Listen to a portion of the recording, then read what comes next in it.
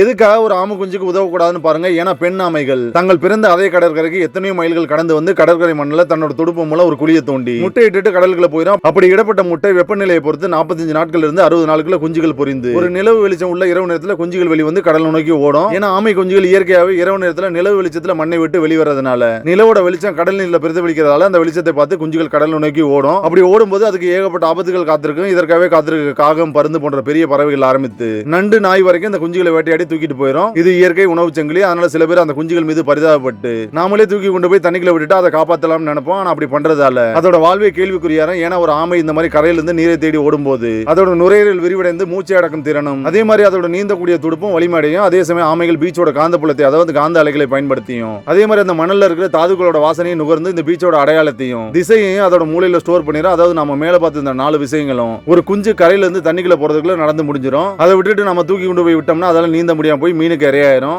அப்படியே மீன்கள் இருந்து தப்பித்தாலும் இந்த ஆமை குஞ்சுகள் வளர்ந்து இனப்பெருக்க காலத்துல தாய் வீட்டுக்கு, அதாவது இந்த கடற்கரைக்கு திரும்ப வர முடியாம முட்டையை இடாம போயிடும். அதனால ஒரு சந்ததியை அழிந்து போயிடும். அதனால தான் உதவக்கூடாதுன்னு சொல்லுவாங்க.